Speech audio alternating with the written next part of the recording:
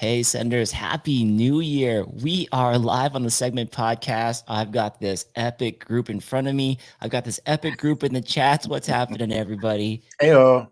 Hello. Happy New Year. Happy New Year. It's the new year. It's the new year. Before we get the party started, I did want to give a couple shout outs real quick. First of all, the Whole Shot Award goes out to Air Blair. Popcorn is in the microwave. This is going to be a good one.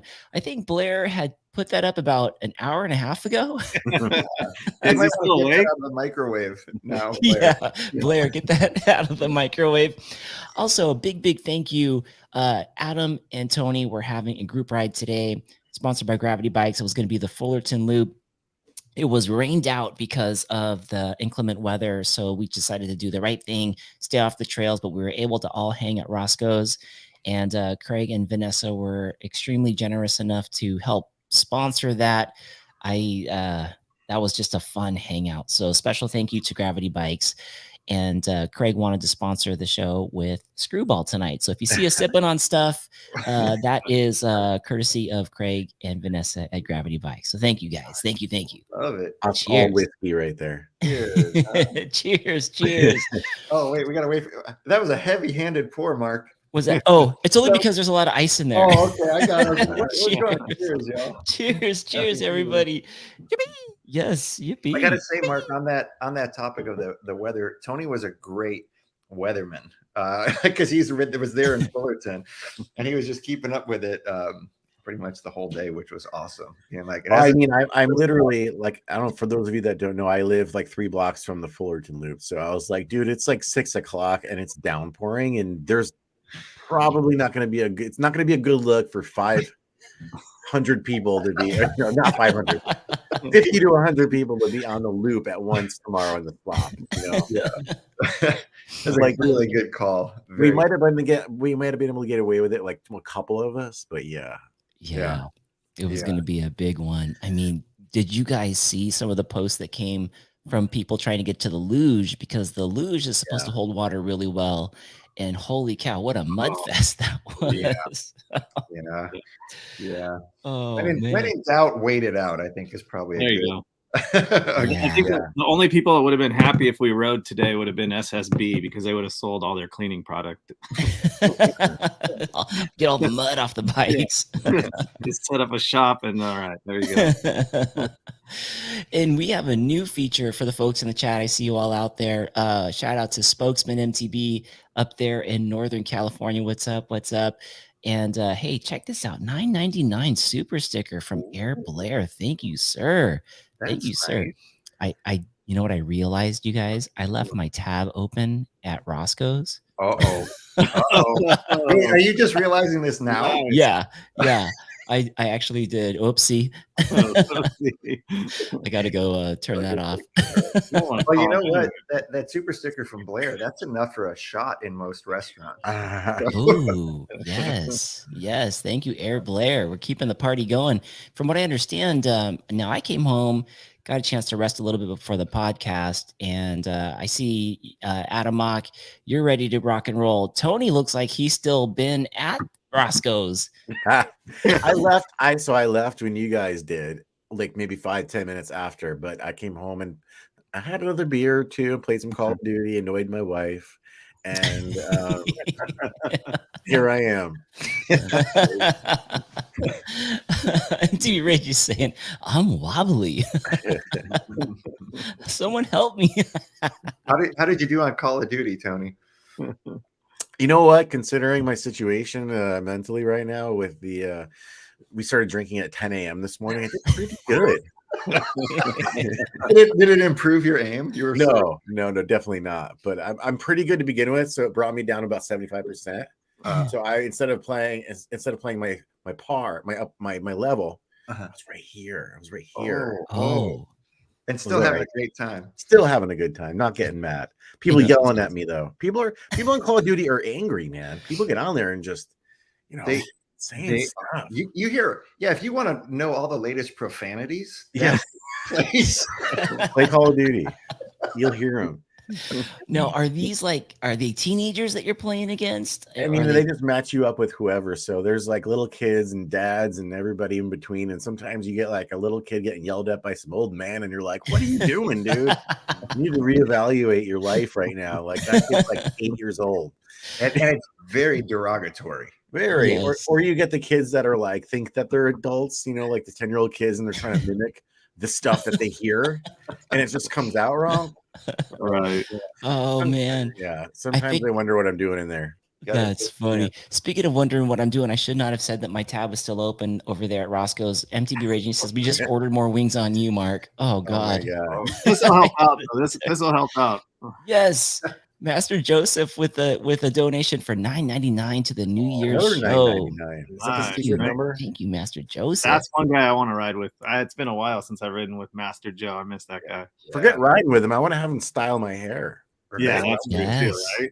He'll come out longer than you went in with. That's how add to it. You want it longer or shorter? He asked you. You got to do one of those beanies with the wig inside of it. With the wig inside of it. Yeah. Speaking of haircuts, you guys ever know? Whoa. Spokesman. Wow. MTV with a round. Good Lord. Pay for the wings for sure. That's a tab. Wow. Spokesman, thank you so much. Spokesman says, I just moved to Durango yesterday. Long drive. Come on out and ride in the spring. Yappy New Year's, everyone. Road trip. Happy New Year's, brother. Still counts. Yes, paying it forward. Heck yeah. Wow, Spokesman. Are you there? Wait, Spokesman, are you there permanently now? Or what? Or did you leave California? You gotta let us know. He packed up and he's moving. He moved to Colorado. He's there. He is there. Goes home now. Yes. Oh my gosh. Wow. Yeah. Folks that are on the chat, we need to get to the bottom I don't of this. Stalk him or anything. We need to get to the bottom of this. And I just want you all to know you can now call into the segment studio and talk to any one of the lovely guests. So if anyone's wanting to or is dying to ask a question, check this out. Call in now. 951-297-9366, and that will come to the segment podcast live on the show. We will put your voice live on there, and you can let us know if you think this is real. Is this real? Did Spokesman do it? It is real. Oh, Mark Burrell Bikes also donated $1.99. If you look up further, Happy New Senders Day. Oh, I remember Ferris Bueller 9 times. Wow, Burrell Bikes, thank you so much. Happy New Senders Day, everyone. And keep an eye out. Here we go. Ladies and gentlemen, your voice is on the segment podcast. Caller, are you there? Caller? We have a caller? Has this ever been done before on your show? The call-in? No, it's only happened once before, and Mark did a prank call. Call from Spokesman MTB. Oh, he's calling collect? or from prison. I was thinking both of those. It takes me back. Don't you all remember calling collect back in the day where you would just say your name, but you wouldn't say your name. You would call your parents collect and go pick me up, and then you would just hang up. Yeah. Yes. Yeah. I'm at the roller skate rink. Right. I used to do that from the Fountain Valley roller skate rink as a kid. Yeah. There you go. Roller skate rink. Spokesman's trying. He says ringing. He says it went to voicemail. Oh, try it again. Oh, Craig with the $10. I love you, knuckleheads. Damn, dude, you're up like $100 and we haven't even started this thing yet. Yeah, this is great. I need to cheers. How many was there any bees in there? I'm sure there was bees. Don't call the pizza place. Yeah. Don't call the cops on you. Oh man. Did you guys hear how that went when we called the pizza place? That was not so what. Hello. Accept, press 1. To send a voicemail, press 2. Here we go. Hello, caller. Your voice is on the air. Is this Spokesman MTB?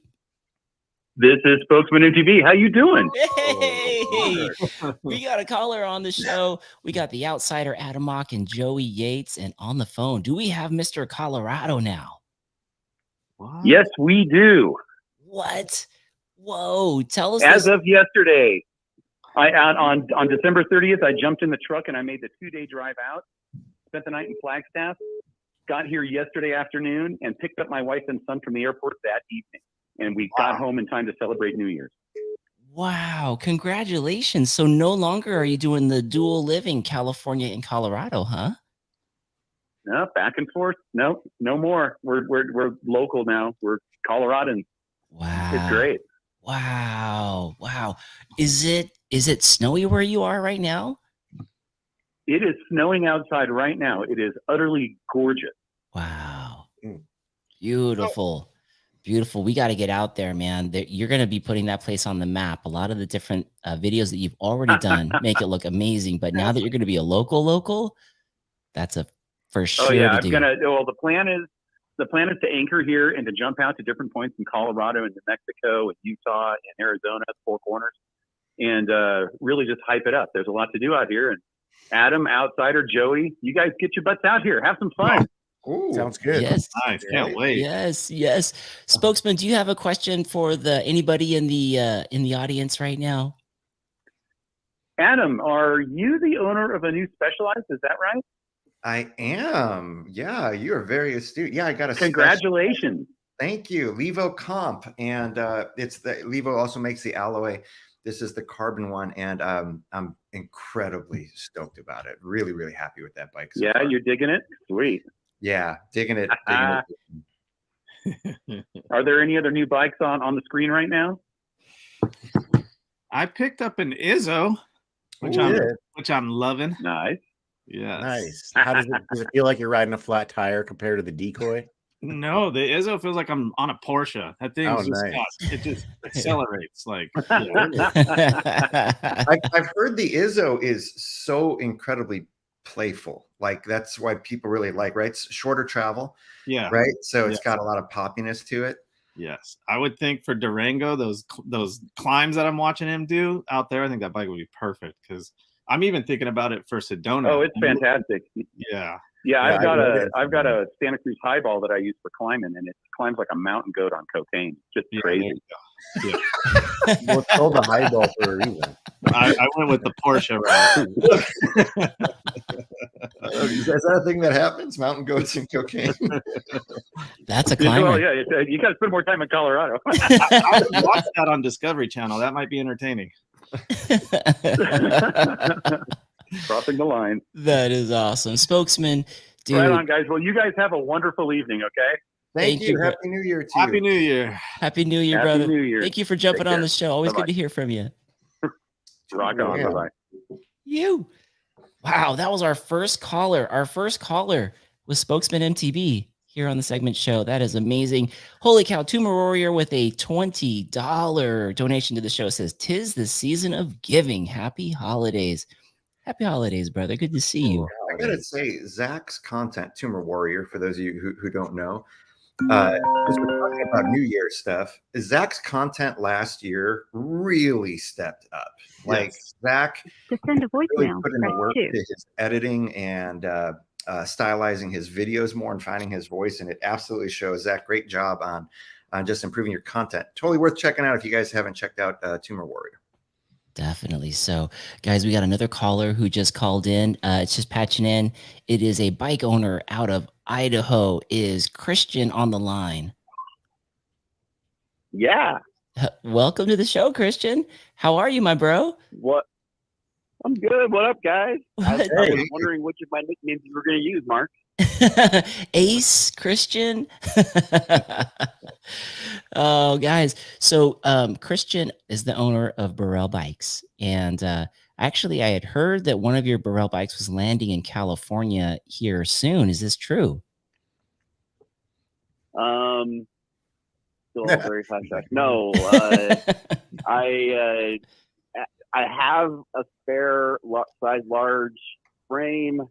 I decided to build it up, and Rad Dad Adam's been asking me for a while to send him one up. So I'm gonna send it down to him. He's gonna demo it, so it will be out there.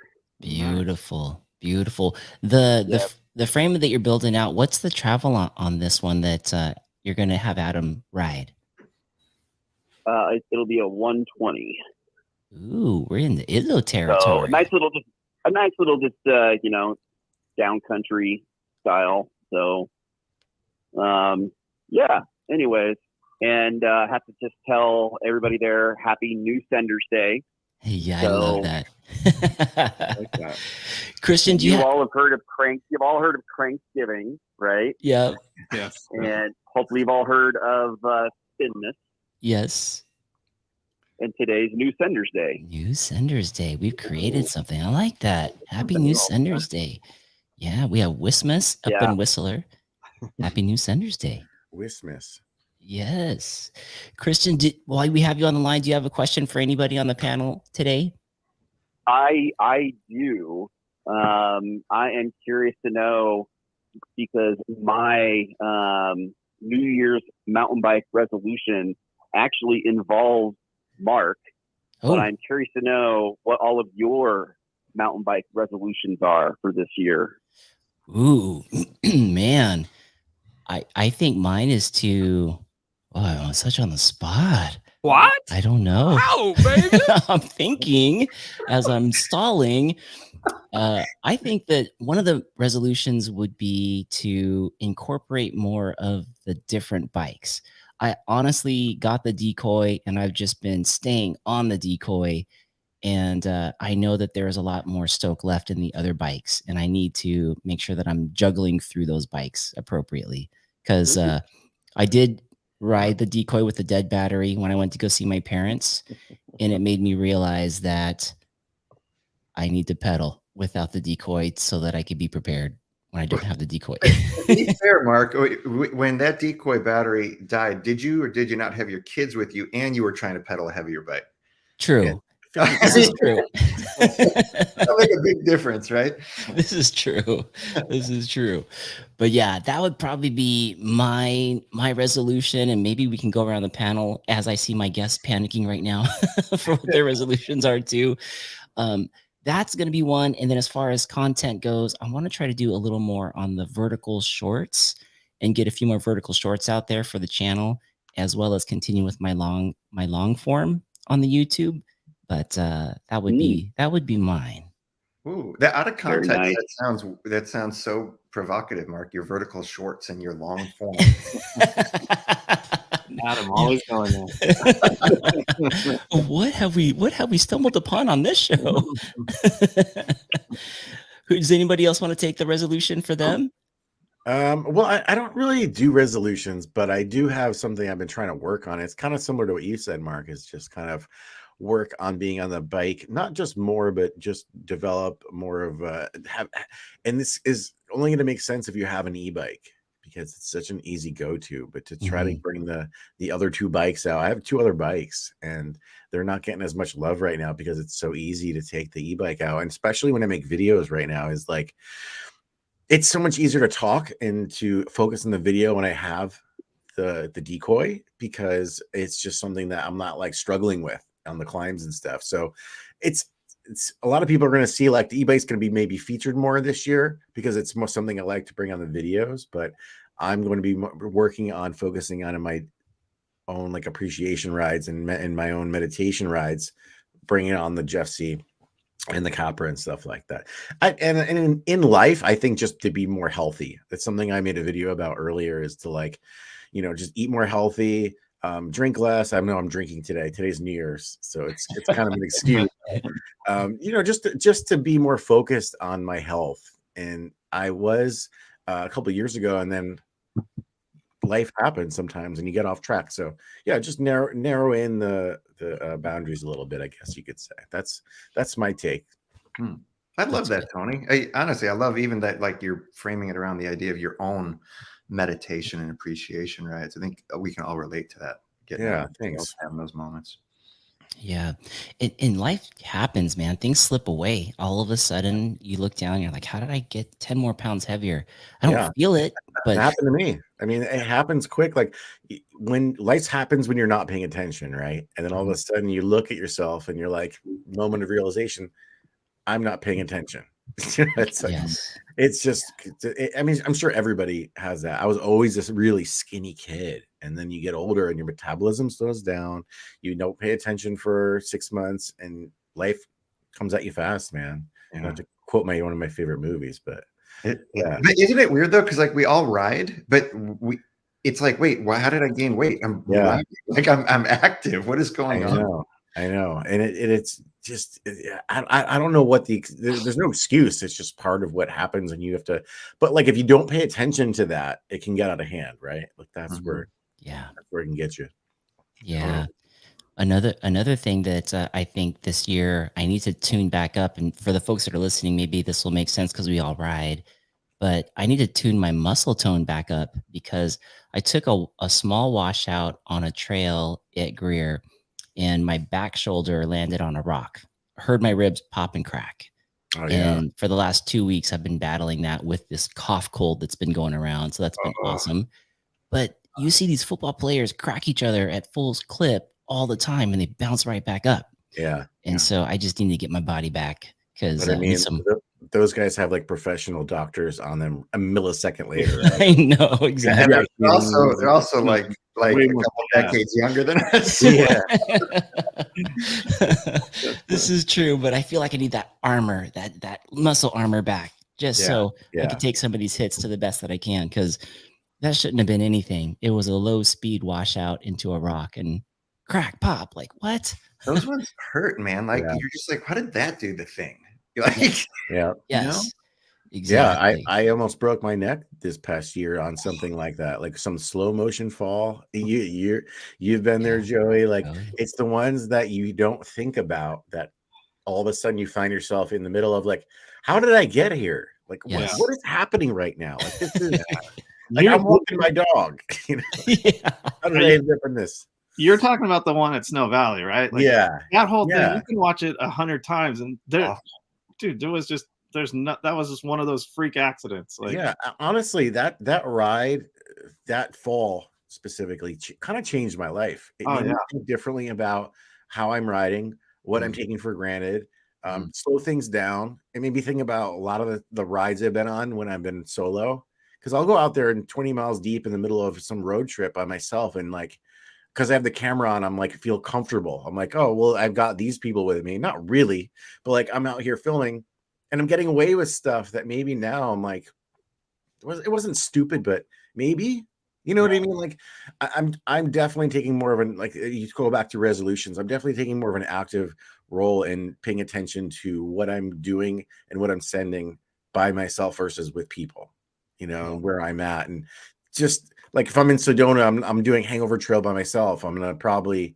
not maybe do that. You know, like don't do that. Don't do that. So it's just little things. I think it's little things and your way of thinking about how you ride sometimes as you get older. It's something that I never thought of when I was skating or younger.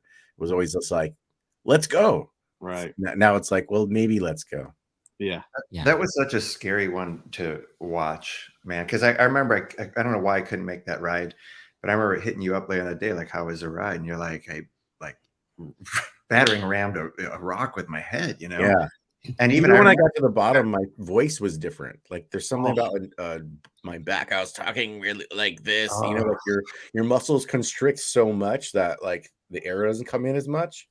Yeah. It's just freaky, man. It was really freaky because it's so relatable in the sense of, one, we don't want to see your friends get hurt, but two, that freak accident crash that you had is that one that really scares us because it feels like you're just millimeters away from it being incredibly bad. Yes. You know, and you're just grateful that people are able to walk away from it. But it was really scary to see. I don't mean to bring all the focus onto that, but I just definitely have like a relation to what we're talking about with that. It's for sure. Like, and I know Joey does too. Joey's had a couple helmets he's gone through. Yeah, Joey, you spearheaded the back of someone's tire over at Waterworks, right? Yeah, I managed to head first into a rear derailleur, and and it's one of those things like that day, you know, the adrenaline kicks in, everything. Okay, I think I'm fine, but for the next month or so, it was tough. And then a couple rides in. I think I waited 2 weeks and then rode and brake bumps. You know, you're like, oh, maybe I should have gotten an X-ray. Like that was way more serious than I thought it was. And then now I'm taking everything for granted. I'm thinking, hey, do I need to jump this far? Do I need to do this gap? Like, Definitely holding back a little bit right now, and I haven't had as much time on the bike as I would normally like lately. So It's just, I think that's just part of it. Like, we keep talking about it. I could talk about this forever just because it's always something on my mind, because when we ride, we're always trying to push our progression, right? And sometimes the pushing of the progression gets in the way of, okay, what's the gamble? Like, if I do this, it's going to be amazing, but if I don't, I can't ride my bike. Maybe like Yeah. I have to take like 3 weeks off or a month off, and it's just like, is it worth it? Like, you start thinking like that, and I didn't used to think like that, and I used to get bummed out at people that did. I'm just being honest with you. But now that I'm starting to think like that, it does make more sense, because I want to have fun on my bike longer and always. So maybe if I don't take that thing I know I've done before, or if I think I can do it, maybe if I'm not feeling it 100%, I take it off the ride and I just go on with it, like, because sometimes you've already done the thing and you want to prove it to yourself, you're going to do it again, but I don't know, maybe you don't have to. And I agree 1,000%. I think I might have had talks with all of you about this towards the end of last year. I was feeling this really strong because I just saw a series of people I care about get injured or wipe out or have really scary accidents.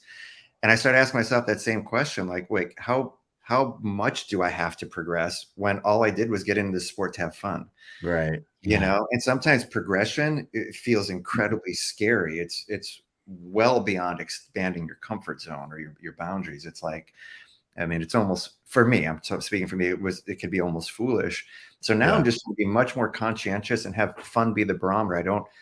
I don't need to, go faster than I'm comfortable doing, or try and jump higher or farther than I'm comfortable, or my skill level allows. Or maybe there's a different, like, for me, I'm trying to figure out my way of progression, because for me, I love progression. I love feeling like I'm opening up new avenues. So maybe instead of like going from like 5 to 8, I go 5 to 6.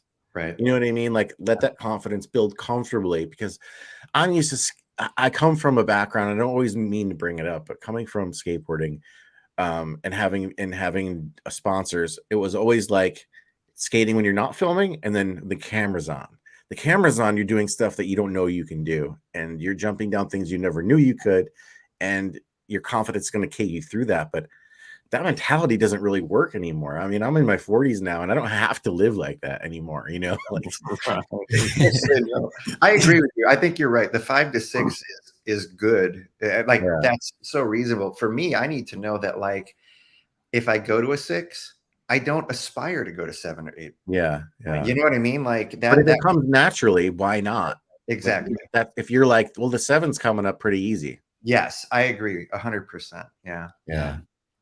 Yeah, sometimes it's tough depending on who you're riding with as well. Like, I feel comfortable at a 6, 7, and then Zabo's at a 9, 10. And you're like, well, maybe I can kind of, can I? Is it a good day for me to test my 8, 9? Yeah.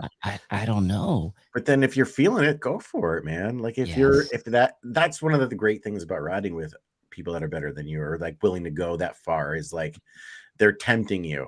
And maybe you already are thinking about it, and that just is a little bit extra sugar that you needed, like Totally. You got to find that line of like, do I want it? Do I see it? I never try something unless I can see myself riding away. You know what I mean? Like, oh, that's interesting.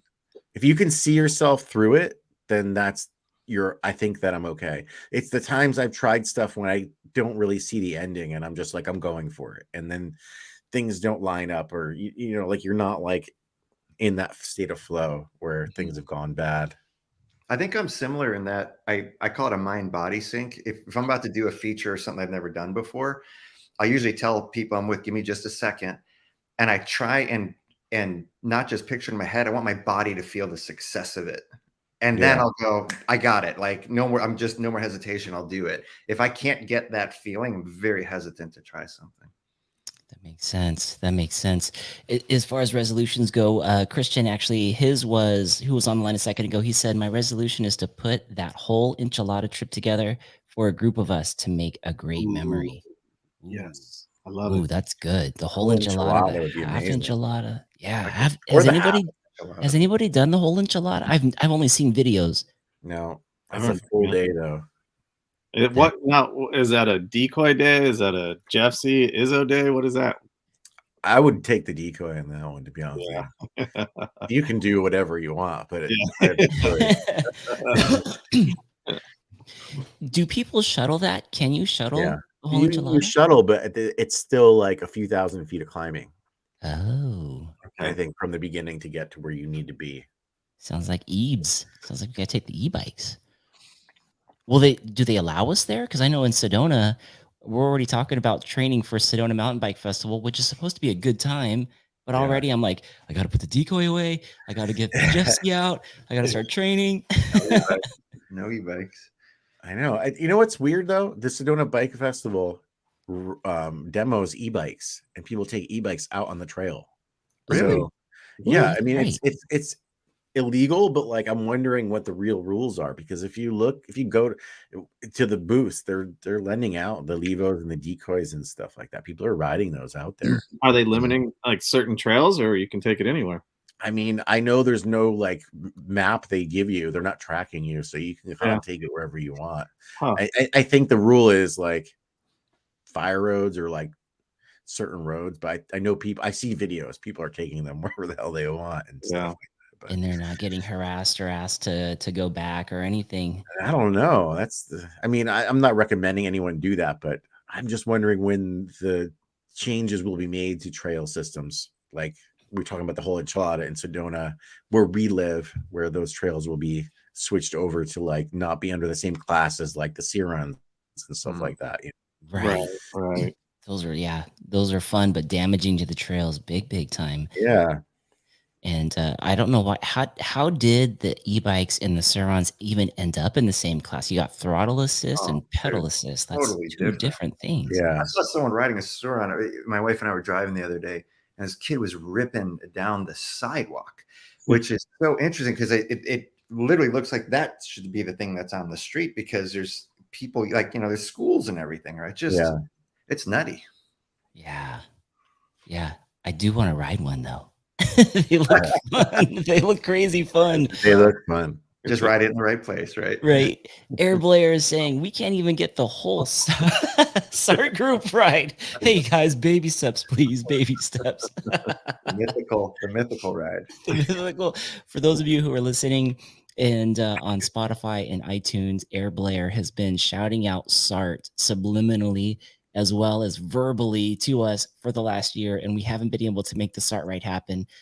In his defense, one of the trail dogs was going to be kind of shuttling us through, showing us the ropes on SART, and every time they've had to go into surgery or we're injured, so we've not been able to get SART done. So the whole enchilada, I see what you're saying. That might be like a big ask. Oh man. Adam and Joey, how about you guys continuing on with the whole resolutions? Go ahead, Joey. For me, it's going to be more miles on the bike for sure. Last year was a pretty challenging year for me, and I didn't get a lot of time on the bike. I think Strava showed like 600 miles, and I'm pretty sure 550 of those were on the e-bike. And then with the e-bike, that bike, when you get an e-bike, it's fun. It's just the e-bike stoke is so real, and that's all you want to ride, and that's just where the fun is. So I kind of had to limit e-bike to weekends only now. So I want to spend some time on the Izzo and the Jesse and get out there. I started XC riding. That's how I got into mountain biking. I used to do races and stuff with the Quick and Dirty crew out there, and I'd like to get back into that. And Smashing the Head, kind of said, hey, maybe you should get back to XC and do some more, miles and long rides and stuff like that. So what do you prefer, Joey? Cross country or downhill? Not downhill, of course, but but there is something that I like to get out there by myself sometimes, or with one other. I saw Darren was on here earlier. Get out with one other guy and just go for a ride and a talk and work things out. And like around my house, I've just made a goal to climb every peak I could see from my house, basically, and conquered all those. And I like to get out there and just disappear for a while. It's kind of fun. That's I don't mean to cut you off, but that's kind of what got me into it too, Joey. Is just getting out there alone. I'm not good at meditation, Yes. And mountain biking forces you to do that. So much. I really, especially when you're on those long climbs and stuff, you just find yourself, not wanting to think about how brutal this climb is. And you take yourself out of that thought and you start thinking about either daily problems or what you're going to do next week or pray or whatever you want to do. And then you get to the top and you're like, okay, let's put that back and let's change and down now. And it's my time. Woohoo. Yeah. They're like two different mind states. And there is something to say for earning the descents, like, yes. I'm an e-bike advocate now, but like I totally understand that too. There's something special about it. I still remember your first day on the e-bike. You had that like, no, I'm not giving into this. I'm not giving into this. Yeah. You had you the last 15 minutes. You're like, you just did 4 runs. That was the day we were at YT, and I was before I even took one home. You talked me into it, and I was like, I kind of knew, but it was kind of better than I thought, because I didn't think that you were going to be able to do the same things on an e-bike that you could do on a downhill bike or a trail bike, and you can. You can. Especially if you have, what I learned is, especially if you have the right rotors and brakes, because it can make a huge difference on an e-bike. 100%. Totally. Yeah. And then another thing I like about the weekends only, I look forward to that ride. Like, when I get on the decoy now, it's like you kind of take it for granted when you ride it every day. But if you jump on it like once a week, or it's like, oh, it's like candy. You just want to go. It's so awesome. I love it. Every time I go home, I was like, it could be the dumbest ride ever, and I was like, that was awesome. What does Spokesman call it? Mountain goats on cocaine. Let's take that back to the marketing team. That might be something there. I love the weekends only on it. I mean, I say weekends only, but special, if we're doing a group ride or something, or an amazing ride, then I'll take it out. Yeah, e-bikes definitely are good utilitarian type vehicles that you could do so many things. I've been helping co-coach my son's mountain bike team, and with the e-bike and the different riders of how fast they are and how well they can climb, I can bounce up the mountain back and forth, check on the guy in the lead, check on sweep, go back up, check on the guy in the lead, check on sweep, and everyone's kind of corralled, whereas if I didn't have that option, I'd just be stuck where I am, where I can handle. And the E's been so great for that. And then also, I feel like once you get the e-bike up to speed, you can throw it around. And I never thought about that until I saw Zabo throwing his around, whipping it sideways, tabletop, all kinds of things that he's doing. And it's, as I'm progressing, I'm able to think about it, and then I'm able to make the e-bike do it. It was great. And I hope that means that when I get back on analog, that means that it's a lot easier. Maybe. I don't know. That's a future video from you, Mark. There you go. Yeah. My tabletop's like a small tilt. Did you see that, baby? Adam, how about you as far as resolutions for 23 the year? Resolutions. I'm like Tony. I don't normally make like resolutions. I try and be very intentional throughout the year, but there is something about like the start of a new year that kind of clicks. But something that I already started at the end of 2022 before I got really busy, and now I have the new bike, so I'm excited, is I really have to unlearn a lot of bad biking habits that has gotten me through things, but is not helping me in the long term, especially when we talk in terms of progression and stuff.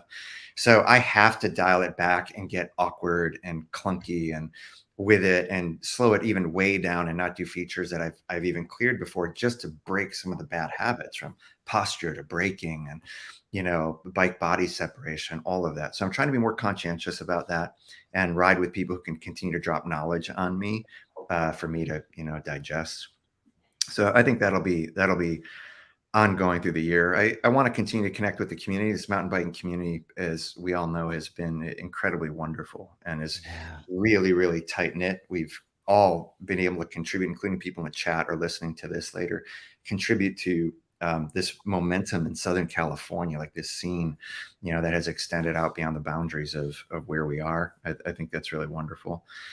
Off the trails real quick, what I'm excited about, because I didn't have time for it last year in terms of like things I need to get done. I've been wanting to, I was going to write a book last year that I wanted to complete didn't get on it. So I'm gonna release my first solo authored book this year. Oh, which I'm wow. very excited. I've co-authored some coffee table books in the past. Another chapter of my life, pun intended. But I want to do a book, and it's not focused on biking. It's focused on helping people live the lives they want. So I want to get that done. And I'm going to be building, if anyone's interested in this, online coaching communities where you can all get together with each other in safe, confidential spaces, drop some tools and knowledge to raise your self-awareness and just your effectiveness in life for yourself. So I want to build these coaching communities that I just really want to help people move ahead. So Nice, Adam. That's awesome, man. How far are you along in your solo published book? So it's been on the back burner for a while, and I'm glad. It's one of those things that works out really well where you're like, oh, I want to do this, and then you don't, and you're like, oh, I should have done it. And then you realize, no, it worked out because I have more knowledge, more expertise, more resources now to make this even more impactful. So the outline is done for it, but the whole basis of the book is called Rescue Your Dreams, a guidebook to save the life you forgot you wanted. Oh, So, dang. love it. Nice. Wow. I all of a sudden feel like I need to do something. I need to make a movie or something. Right, But exactly. you know what? You all, since I've said it on here, just check in with me. Like in 3 Yeah. months, how's the book going? Like I need that kind of accountability, to just keep things moving forward. My wife is great at that. Sarah's awesome at encouraging me with that and checking in with me on it. But more of that kind of accountability would be great. Yeah, it's good to have that reminder of like, hey, how you doing on this? Right. It's Yeah. great when you say you're going to do it, and it's like, oh, okay. Yeah.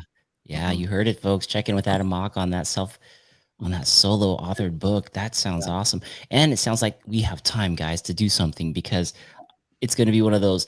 Did you hear what your buddy Adam did? That's so amazing. What did you guys do? Well, I need to I need to do something. Oh, you are, Mark. So appreciate you. Oh, thank you, Master Joseph. Adam, I got a question as far as the bike and you wanting to progress a little bit. Do you see any coaching this year? Like, are you thinking about having anybody coach you?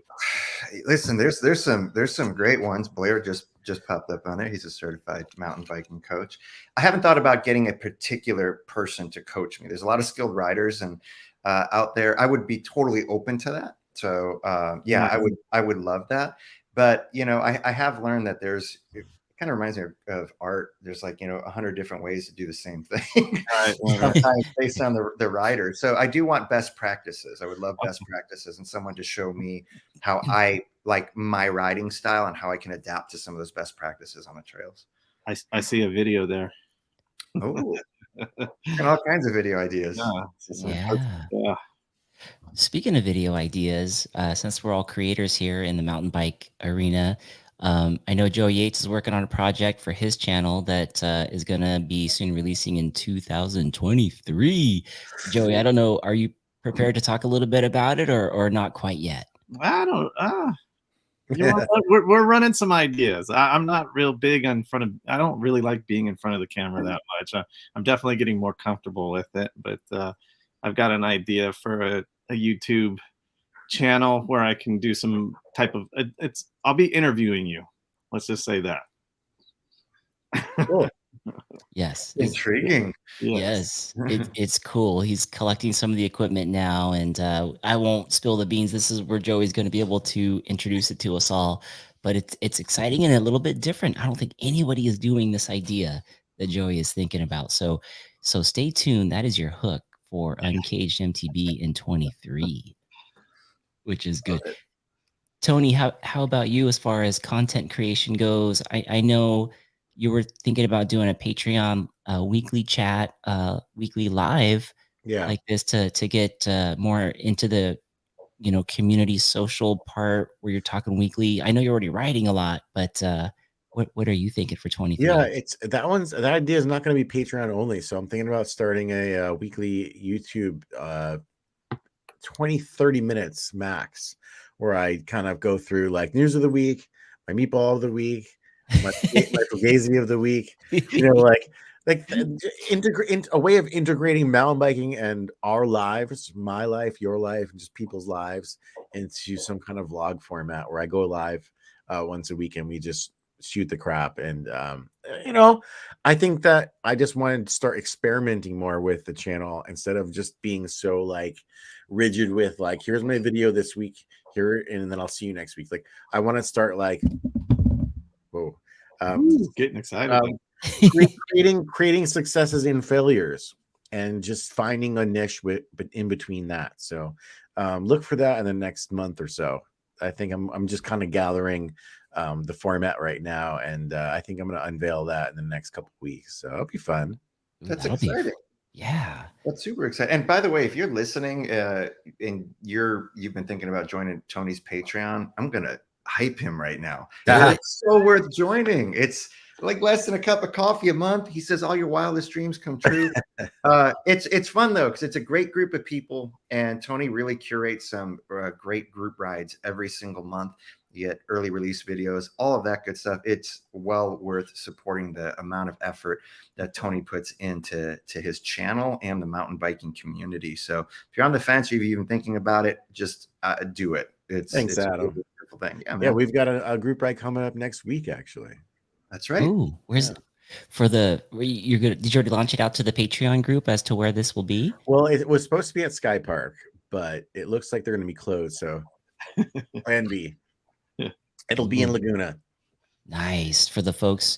Yeah. And the other cool thing about being on Tony's Patreon is all the great things that Adam talked about, but you also get access to Tony, who has like a plethora of experience on multitude of trails. So even if you're not in the area to do the group ride, you can reach out to Tony and be like, hey, where's the entrance on this? Where do It's I park? such a cool community, and we have a new Facebook group that I just opened up where people can meet up that have become friends on the trail, and they can interact with each other and meet up on their own side projects, side rides, and it's just pretty. It's something that I started off as a kind of an experiment, and it's turned into its own thing, and I love seeing it grow. Yeah, that's Let me ask a stupid question here. A Patreon, if you want to sign up to be a Patreon, is that you do that through YouTube, Instagram? Is there actual Patreon? Yeah, Patreon. There's a Patreon link, and under any video of mine, it's the first link. So you go, and it's Patreon is a separate link. It's a separate entity in all itself. It's $4 a month, I think, right? For a monthly fee. We do monthly group rides, early video releases every week, and everybody has just become friends on there, man. It's just a really cool, aside from supporting me outside of the YouTube channel and supporting my lifestyle and all that, it's become a great place for people to go to meet new friends and interact with anywhere from beginners to advanced riders on mountain bike and local communities. So it's become something I'm pretty proud of. Awesome. I think it's wonderful. I have to say, for those of you listening, it doesn't matter if it's Tony or any of your favorite YouTubers, anyone who produces content with consistency that you consume and that you appreciate and that you like and even subscribe. What you don't see is the amount of hours and hours that go into that type of free content for you. So the ability to support someone like Tony on his Patreon, or even turning into Mark's podcast or what Joey's going to do, it means everything to a content creator to have that kind of support, because it does help unlock that motivation for them to keep on going and to know what is working to produce even better content. So if it's ever within your ability to support somebody on a financial level, if they have offerings from their merchandise to their Patreon groups, anything, and you can do that, it means so much, because there's so much work that goes into it. Yeah, thanks, Adam. You know, like the stuff I do, where the money I get from Patreon, it goes into a separate entity where it literally just goes back in the channel. That's what funds my group rides, pays for gas, pays for food and all that stuff, where I try to, center that around. It's not like I'm making tons of money doing YouTube. It's just something that helps me pay the bills to keep creating the content that you see. So I appreciate it, man. Yeah. Just to add to that too, as far as, supporting, if you were to, like on this show, if you give the chat a super sticker of $4, it actually, you have to split that with YouTube. YouTube takes of that $4, probably what, $2.80, you get $1.20, and then after everything else, you end up with like $1.50. Yeah. Whereas I hear at Patreon, if somebody were to give you that $4, that $4 is pretty much lands on your lap. It's not that simple, but it's like they take less of a chunk. I mean, they still have to pay their bills, but you get the fees come in once a month, but they take like 25-30%, but it's not like YouTube takes like Yes. they'll take a nice little chunk for themselves. But yeah, I get it. It's not a complaint. It's just everybody has to, the platform itself is really well done, and I have no complaints. So take my money. Yeah, it's cool. The more I learn about all this stuff, obviously, the segment itself isn't that old, and I'm still learning, and I'm always texting Tony and bouncing ideas off of everyone that's here on the chat. And I didn't realize, like, to make, for example, the $4 in AdSense, how many views is that on it's not a complaint. It's just I think it literally has to be like 4,000 views or more to make that $4 on YouTube. So it's crazy. It really is. Like, you think about your video, it gets like 5,000 views, and it's like, that's like $4. Yes. Right. And if this is your full-time gig and you're doing this is, becomes tough. So so just thank you for all the support out there, and for the outsider. It's awesome. And plus you have those great giveaways too. You get stuff from industry, and you get the Patreon group members are the ones that get access to those. Those are nice. MTB Raging is saying, so editing is like 10 times the amount of filming and then some, but the stoke is real. It's a lot. Tony, what's your average, do you think, hours for one, let's say a 10 to 12 minute video or 10 to 15 minute video? How many hours do you think it is? Really depends on the type of video, but an average is probably, I don't do like a 10-hour day. I'll split it up into 3 days. So I don't know. I'm saying it's not 40 hours, but probably around 30 hours to do like a one where you're doing like a review video where you're filming stuff off the bike, you're filming on the bike, you're doing talking head, and then you're sitting down for the actual editing. I mean, a lot of people don't think about like the time. A lot of people just think about the time it takes to edit, but you're filming and you're taking up, valuable time doing just things like that. Like a mountain bike ride for me, when I'm filming and I'm getting B-roll and stuff, it's not just like a 2-hour ride. It's like 3 or 4, because you're setting up the camera and you have to walk up by yourself and film yourself coming down. And it's not a complaint. I love doing it, but a lot of people just see that 4-second clip go by and they're like, "Oh, that's cool." Well, that took me 20 minutes. Right. Or anybody that's doing stuff like that. I love the question, because it really relegates to like a full-time YouTuber is doing everything, or anyone that's doing their own content is doing everything by themselves. They're editing, filming, ideas, marketing, PR, blah blah blah blah blah blah blah blah blah. It's really like a full team they're doing in one person. So I just have a lot of respect more for it now that I'm doing it than I even thought about how much work goes into it before I started doing it. Yeah, it's tough too, because it's interesting. Anyone who's going to start a channel, you look back on your freshman vids, and you almost cringe, right? Oh man, they're awful. Right. But it's because we're all finding our voice and everything. That's what's cool about the community. You have your favorite like mountain bike YouTubers, but you follow and watch them for a reason. Like, everyone has their own voice, that their own perspective of stuff. And one of the things I'm grateful for that I've learned through this is, because my GoPro is mounted like it's a chin mount, I'm so aware that I'm filming, that when I'm riding with friends, I sometimes like I talking out loud more to the camera of the future audience who's going to watch it, but my friends have to realize Adam's not talking to me right now. He's just talking to the audience that will be watching it. What's interesting, going out with other people that are filming too, you don't have to say that as much. They just know it.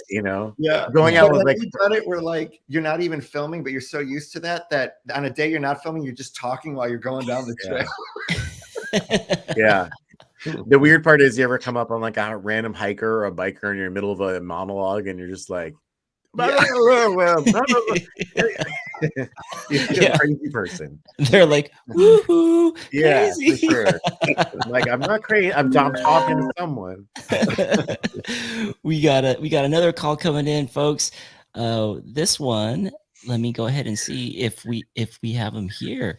Welcome to the segment podcast, I guess kind of like radio show. Welcome to the podcast radio show.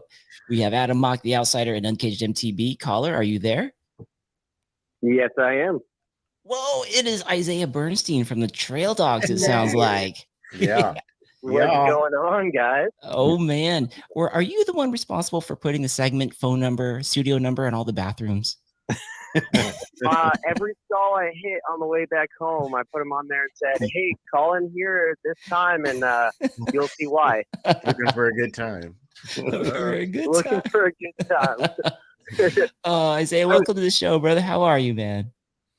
I'm doing great. Today was an awesome day. It was awesome to see everybody there, even though the ride was canceled. I saw somebody riding a bike around, but we still hung out and had fun and everything like that.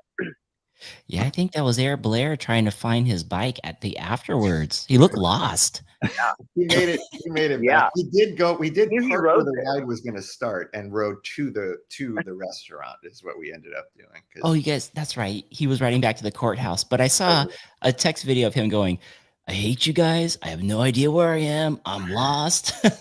Then he ended it with, "I love you guys." Has somebody confirmed that he found his way home? Yeah. He's chatting, so I think he's all right. chatting here. Yes, Yeah. he says, "I've met Okay. lifetime writers and friends through the Outsider MTV Patreon group." Yeah. Tony, what's that like? What's that like to see somebody like it's even Isaiah who's on there? The trail dogs have affected the community and new riders, you know, like Marquez and Joey. What's that like for you to see that? Man, I don't ever think about it because to me, I'm just some random old guy making videos. But when I hear that stuff, it's like it's my heart, man, because I never started a channel to do that. I thought I'd be helping people, but not in the way that it's grown. So I see people at the trails all the time that come up to me and say things like that. And it always hits home. I love when people say that. I always appreciate people watching the videos that I take time into putting in. And I don't know. I'm not good at compliments. So that's my rant. I like seeing that. I like seeing like my friends get those shout outs because you put so much work into it. And truth be told, like before me and Joey and Mark and a handful of others, you had already gone down that trail. So a lot of us look to you to figure out like how does this work? You know what Is this a happened? jump or a roller? Yeah. Yeah. We were kind of talking about that today a little bit. Like I've been doing it longer than you guys, so I'm always loving the questions that you guys come in because I had to figure it out myself. So if I could save you time, don't do this, do this. Nice. Do it. And then like I said today, if you don't choose that, I'm always like, yes, you're gonna either make it or crash. It's always fun. Like I love it when you guys do or don't take my information. The information is there for you to have and the advice is there because I've been through it. But if you guys want to make your own way and try something new, I don't have the right and the wrong. It's just what I saw, you know, like my journey is different than everyone else's. So Yeah. it is each our own. I think it's cool, and and thank you for being so open with the advice when we ask. Yeah, of course. Yes, definitely.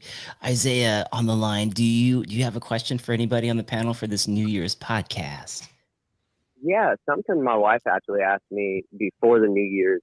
It stumped me, and I was like, I don't want to answer this question, but I want to ask you guys it. And it's what resolutions you guys had last year and that you didn't finish or that you didn't accomplish, and why, and what you're going to change for next year. I know it's a complicated question, but at least it's one of them.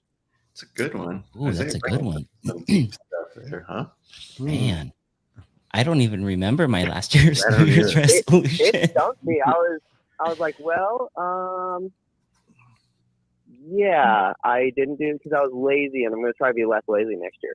Yeah.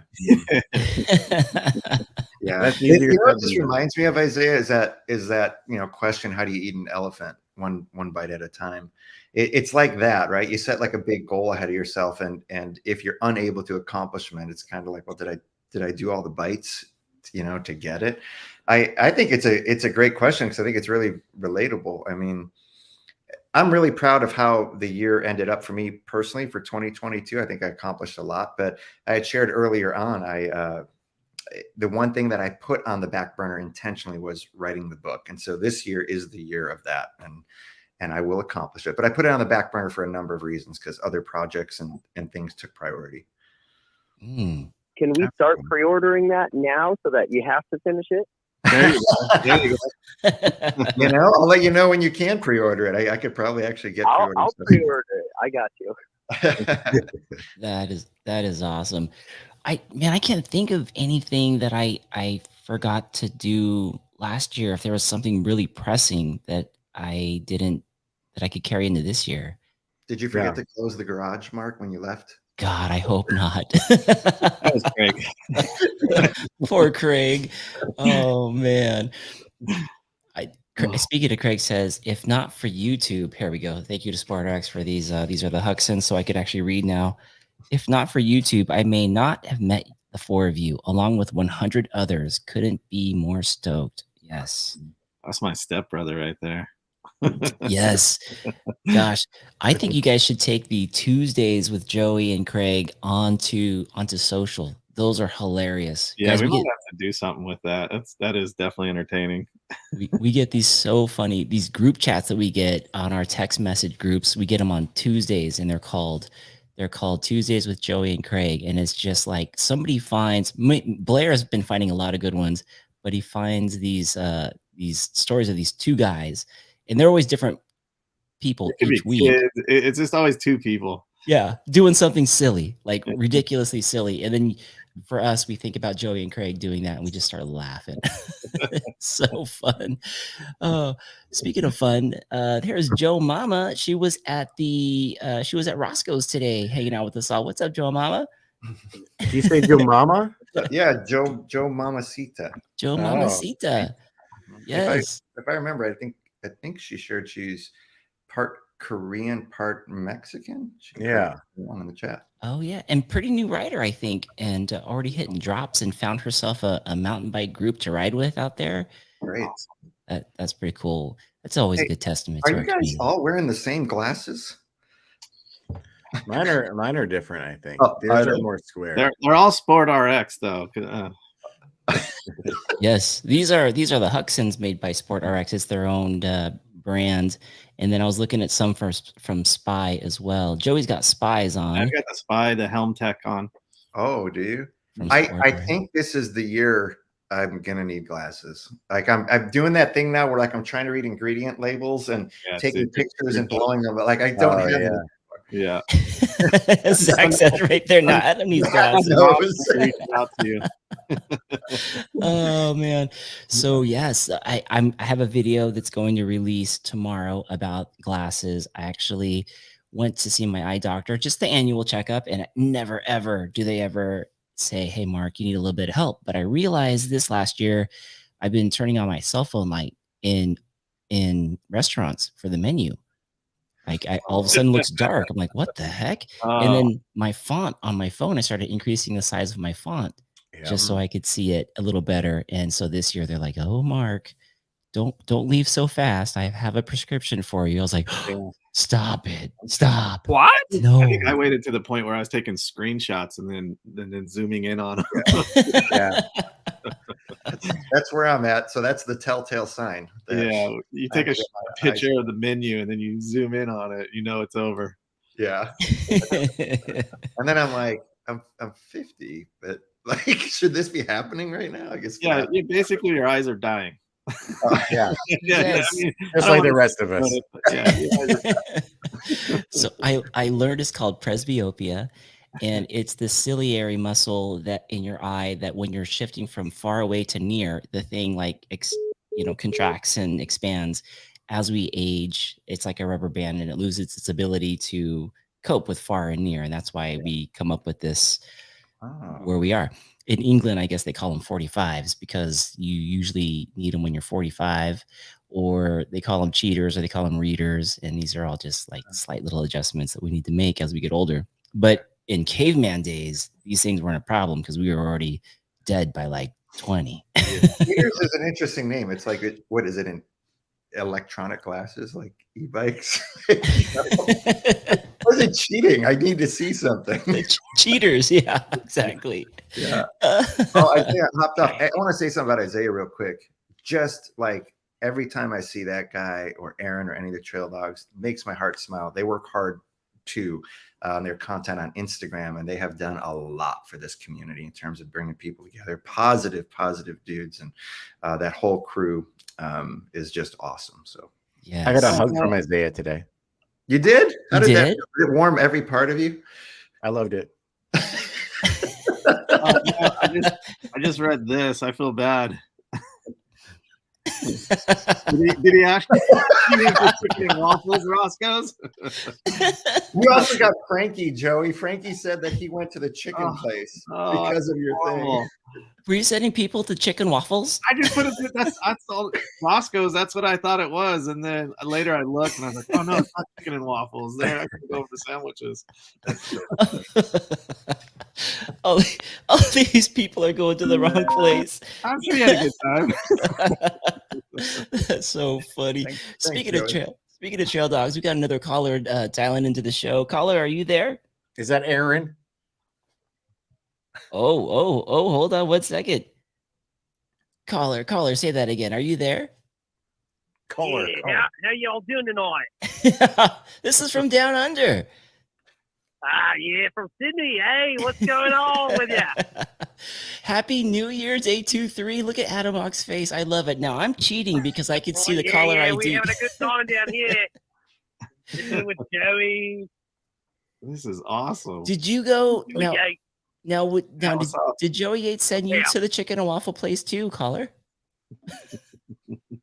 Yeah, I love me some chicken and waffles down by that kangaroo shop down under. Yeah. With another strip on the barbie, if you know what I mean. I love it. Thank you so much for calling from the other side of the equator. Yeah, absolutely, brother. Thank you. Thank you. I appreciate you. But do you have a question for any of the panelists here? And I can't wait for this one. Oh, yeah, absolutely. Absolutely. And go ahead. First of all, just my first question is what is how dare you? I didn't even hear it. He said, "How dare you?" He said, "How dare you?" And also, I love you at the same time. You know, I just love what you're doing with the segment. Oh, it's a great piece of art. Thank you.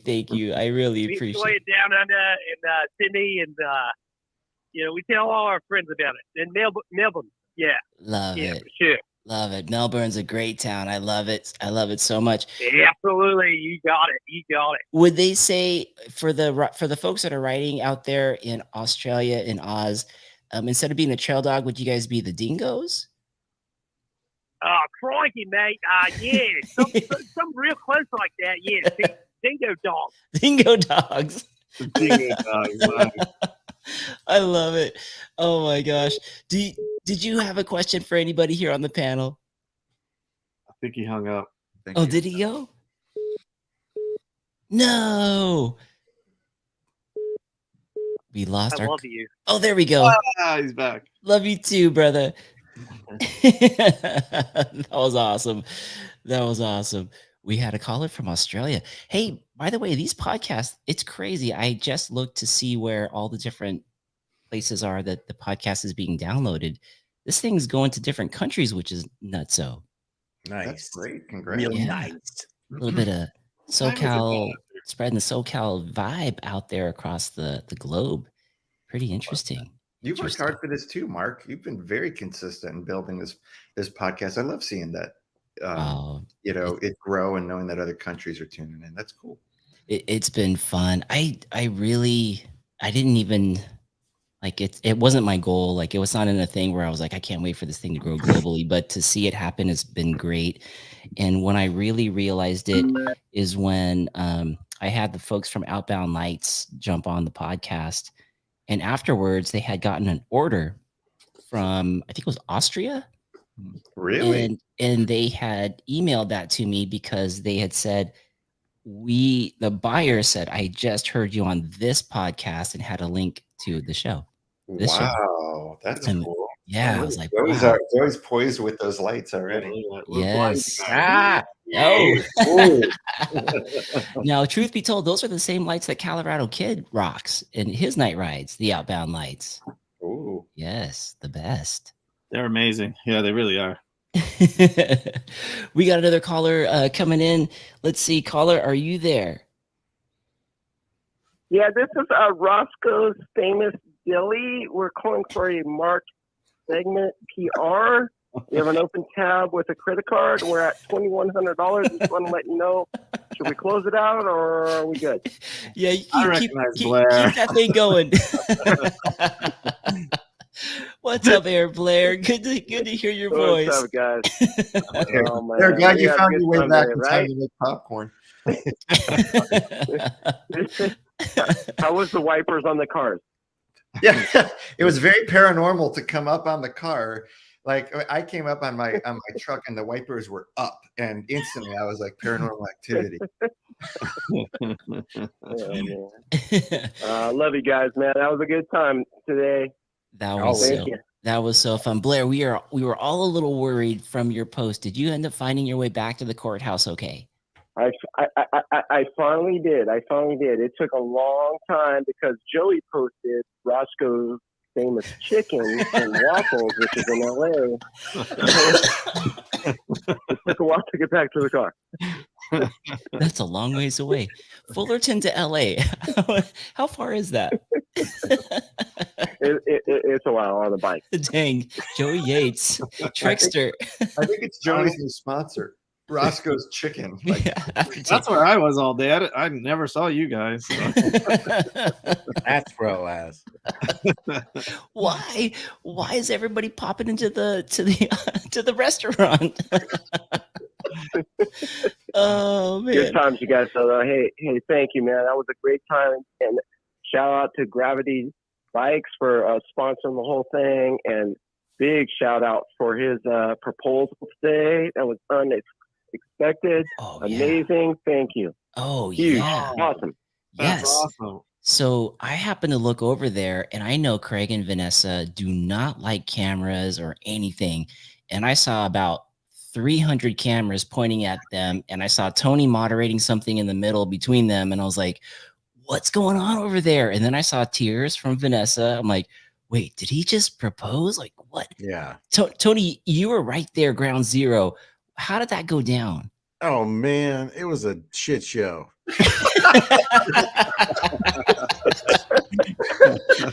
no pressure, just carry the ring, Tony. And, what? Sorry for the swearing on the channel. No, you can. Craig gave me the ring earlier when we were at the courthouse, and he's like, "I just want you to put that on the table." And I'm like, "I need more information. I need more. What's this is like your life, man? Yes. Like, what's gonna happen?" Like, what do you mean? Just put it on the table. He's like, I'm going to order a drink. And I'm going to signal you. And he just put it on the table. And he wouldn't give me any more information. So we went to Roscoe's and we hung out for a good 2-3 hours. Not the chicken, please. Not Roscoe's Chicken and Waffles. Roscoe's Deli. And we hung out. And all of a sudden, she comes over. He calls her over. And he goes and he's kind of making it obvious. He's like, I'm going to go get you a drink. I want you to sit here and talk to Tony because I have a big announcement I'm going to make. And I'm like, hey, Vanessa, how are you? You know, like, how's it going? Making small talk. And so he comes back. He gives her the drink. I put the ring on the table and she goes, what's that? And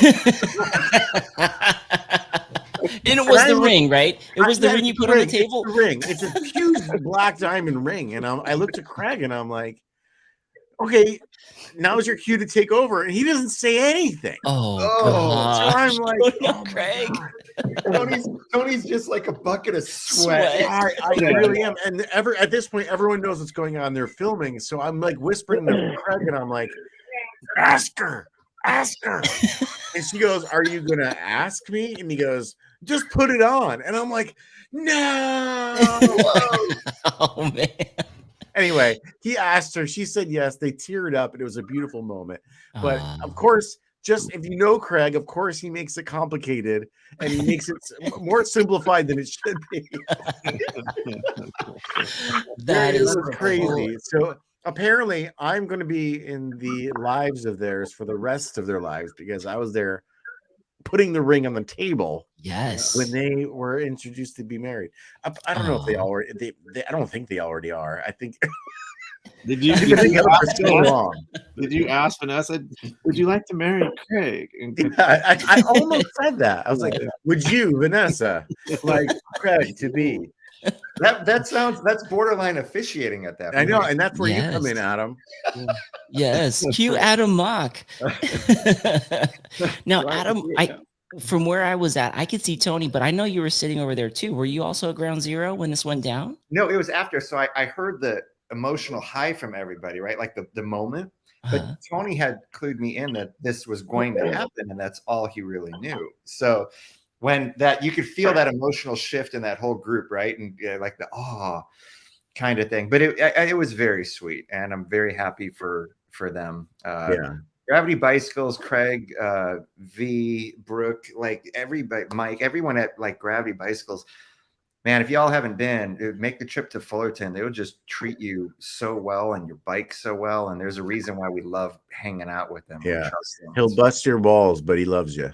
Exactly. Yes. Yeah. And today was a great example of that. I mean, beyond even the proposal, them hosting that stuff at Roscoe's, man, it's just, it's a fun way to kick off the year. Yeah. Yes. Oh, Blair, that was a great call, man, to give them a shout out to take us through that story. That's Love awesome. you guys, man. Love you, Blair. Thanks for popping on the show, my bro. Right, thank you guys. Peace Happy out. New Year, Blair. That was awesome. Man, this is great. It's great that we could take these calls. We even got one from Australia earlier. That was pretty dope. Yeah. Collect, was it collect or was that it sounded like it, huh? For a collect call, press 1. Yeah. I was like, two. Your guys' faces were classic because I have the ability to cheat because I could see who actually it is calling. And by the way, that was an amazing Australian accent. At least I think it was. But you guys had no clue. You're like, are we getting pranked right now? I think I know who it was. What's your guess? Riding Dirty. Oh man, that would have been a good one. That's a good guess. Yeah. But no. But that was a very good guess. Oh man, I'm wrong. Are you going to let us in that, Tony? I was thinking along the same lines at first. I thought that was going to be the reveal. Yeah. Oh, yes. How about you, Joey? Do you have one? There was a big clue when I said trail dogs in Australia are they called trail dingoes. So it was MTV Allen. Yes. No, but it's it is a trail dog. Oh, yes. Is it Aaron? Oh. No, but it starts with an A. It's the other one. Austin. That was Austin. Austin. He's so talented. I'm like, when are we going to be let in on what's happening right now? That's funny. I saw Adam reaching for the leave studio button. I'm like, don't do it. Oh, that's funny. Yeah, he's a talented individual. Have you guys seen his music? Yeah, can he come back and play the piano for us or something? Yes. Hey, Austin, if you're still out there live, can you call back and play us something because his stuff is amazing. You're getting Isaiah said he's laughing at the possibility of a choice there with it being MTV Allen. Mountain biking Allen. I've never heard him have an Australian accent though. That's probably yeah. So at the Fullerton group ride with Gravity, I met a mountain bike Allen. Oh, you did? Yeah, it wasn't MTB Allen, but his name was Mountain Bike Allen. That's Allen's name, isn't it? MTB stands for mountain biking, so it's in it, right? But I think the other one it's 2 L's, and I think spelled it. Oh, if I'm right. Yes. Hey, we check this out. We have another caller coming in. This has been really good. Caller, are you there? Hello. Yes. This is Trail Dogs with Austin. We're here to play a song for you. We heard a request. Yes. Wait, let me get my lighter. Get me lighter. I feel like I need a martini now. Yeah. Oh. I'll do my new lighter. They got the welcome. There you The mood just turned a little romantic. Right? Yes. I see the crystal raindrops fall and the beauty of it all when the sun was shining through. Ooh. Make those rainbows in my mind when I think of you sometimes. I want to spend some time with you. Just the two of us. We can make it if we try. Just the two of us. Yeah, 4 of us. Just the 2 of us. Just the 2 of us. Building castles in the sky. Just the 2 of us. You and I. Oh yeah. I love it. I love it. Applause, definitely so. Hey, I just sent you guys a link to the show. If you guys want to come on here and play it through your phones, hop on into the studio. Well, yeah, we're gonna look at that. We're gonna take a quick 5. We'll get back to you real quick. Oh yeah, I love it. Hey, see you guys in the studio here in a few. Oh, hopefully he's like all dapper like he was last night. Did you guys see Isaiah last night? No. Oh, the 1920s party. Yeah, he Yes. was all dapper. Yeah, he looked good. Yeah. Dude, What did I miss? Al Real Capone good. gangster style. Yeah. Oh, Yes, they went to a 1920s party last night, Isaiah and Haley, and they looked great. that's awesome. That was really cool. That was really cool. Isaiah saying our hangouts turned into band night. Yeah. So for those of you who don't know, those guys are so talented. Obviously, Aaron from the Trail Dogs, we know how great he is on a mountain bike, but the dude is a break dancer as well. He can sing, and Austin can pretty much play anything and can sing. And at one point, they had a band. They had like a boy band for a while back in the day. Prior to mountain biking. This And- explains a lot because there's such a good-looking crew. Yeah. Yes, And they're right? all invested in crypto. Are they? That's why their houses are paid off. I was trying to see if Tony was joking or like. Right. Random facts, Tony, tonight. That's my job. Tony's got a little trivia on everybody in the mountain bike. Yeah. They all love peanut butter and jelly sandwiches. Wow. Ooh, those are good. Hey, Extra. so the trail dogs on the trails, give them a peanut butter and jelly sandwich. Hey, Extra I don't know if jelly. if you guys that have kids already know about this fun fact, but I just discovered it as a man with no children. Uncrustables. Crustables, my God, Wait, are you so eating these good. yourself, Tony? Yeah. They are unbelievable. Yeah. Are they not? Not healthy, but yeah, they're good. I just threw an M in there. They're unbelievable. Yes, Hey, look at this. folks, we have a guest in the studio. It's Austin and Aaron from the Trail Dogs. Austin and I are twinning. We're twinning right now. Oh yeah, baby. You are. Oh, You yeah. This is starting off like the beginning of All in the Family, and I'm aging. Yeah. And where's our team? Does anybody in the chat have a request? Requests? Austin's like, he's getting ready to play. We're no strangers to love. No rules, and so do I. Full commitment's what I'm thinking of. Wouldn't get this from any other guy. Just wanna tell you how I'm feeling. Gotta make you understand. Never gonna give you up.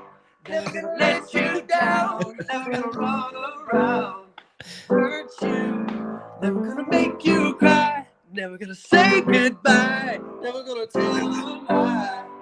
Hurt you.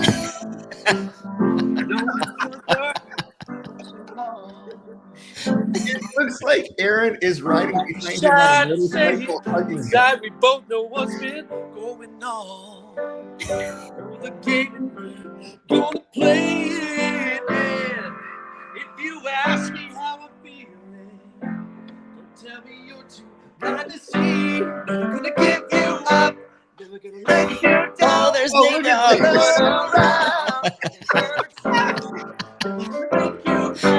Never gonna say goodbye. Never gonna tell a lie.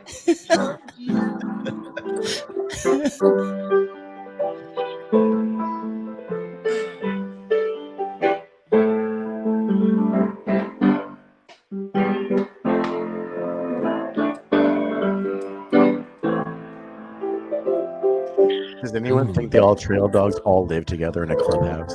Oh man, in a big mansion, I'd say. Big mansion. Trail dogging all day. Trail We actually Dog. rented out this house just for the night. Nice. Yes, I love it. Ice cream. And did we see Nate Dogg, Trail Dog back there? We did. I saw Nate Dogg back there. Nate's back there. He's actually controlling the mood lighting over there. Wow. He's our lighting guy. He's a lighting guy, sound tech. This is exactly how every ride with the Trail Dogs goes. Just like, Yes. They bring us all organized chaos. this is why we love them. This is so good. Hey, does anybody have any suggestions for them to play a song?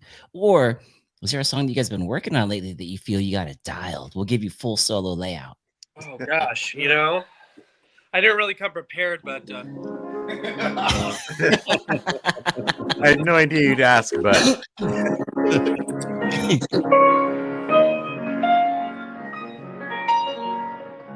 is everyone having a good time tonight? Yes. that's just like warm up. I didn't have anything prepared, so.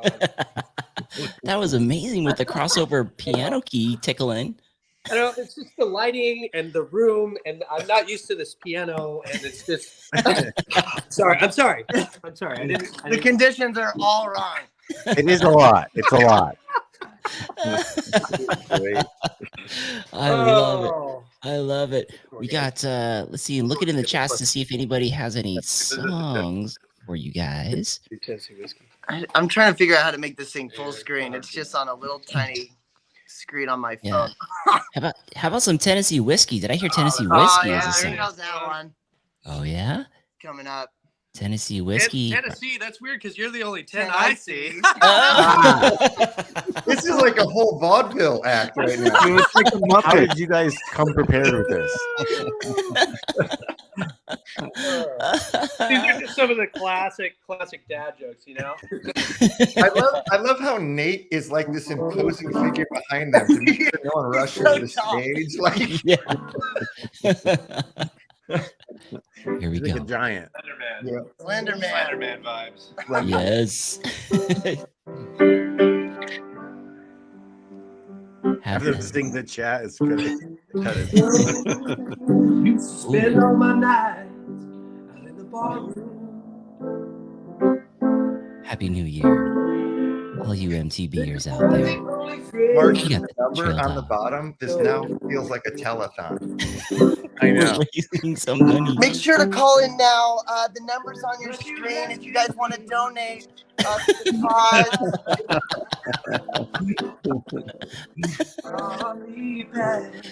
We got the Joey.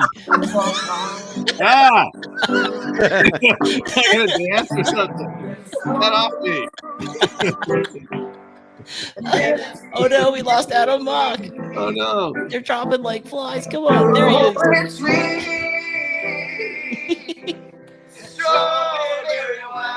Yes. Tennessee Screwball.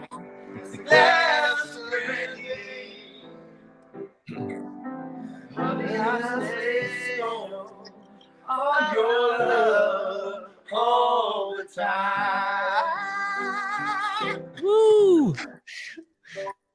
Funny thing is, this is actually what we did before we biked. So, This was all pre-recorded. It's not even we're lip syncing right now. This isn't even a real piano. Look at this. It's got Your album.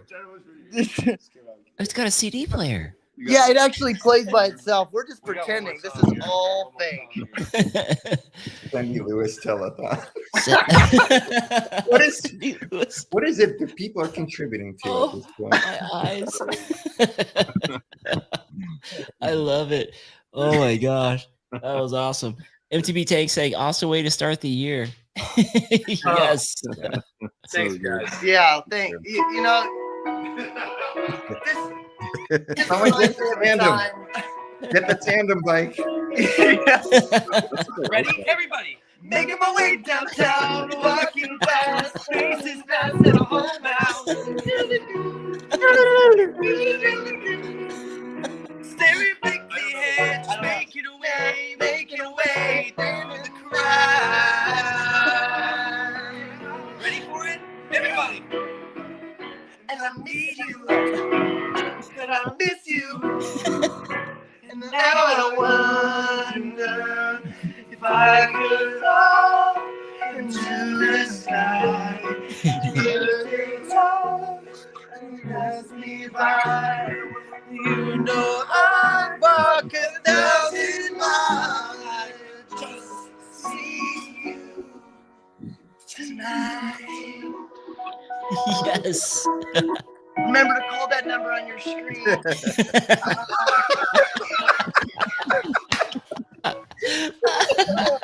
So good. Oh, yes, man. yes, you guys are the best. Thank you so much for jumping on, Trail Dogs. Love you guys. Love you guys. Happy New Year. Happy New Year. Happy New Year, boys. Hey, you guys stay funky fresh, all right? Funky fresh. Funky fresh. And Yes. not from down under. Under. Remember, we were always watching from down Oh, I don't know how we're gonna top that. man, that was the best. I'm crying. I'm crying. But I over hope here. that brought in a lot of money. Yeah. Yes. Oh my God. Always a good time with the Trail Dogs. My goodness, they make it so fun. Lordy. So as we were saying, as we got that caller, that was amazing. We were on the topic of Joey Yates sending it crazy. And I have no idea how we ended up getting the full solo screenshot of Joey. Yeah, that was totally my fault. I was trying to I mute love that. myself so that I Me could take too. a phone call, and I threw my face up on the screen. It looked like I it's just panicked. just Just pure panic. It's like a tender moment, like remember, this is for Joey. Yeah. Yes. We're raising money for Joey Yates. Oh man. Oh God, you guys. So as far as my cheeks hurt from all that, that was really good. That was really fun. And like I said, that's every ride with the Trail Dogs. Your cheeks hurt when you're done, and yeah, it's Good Yes. crew. That's a so good entertaining. crew.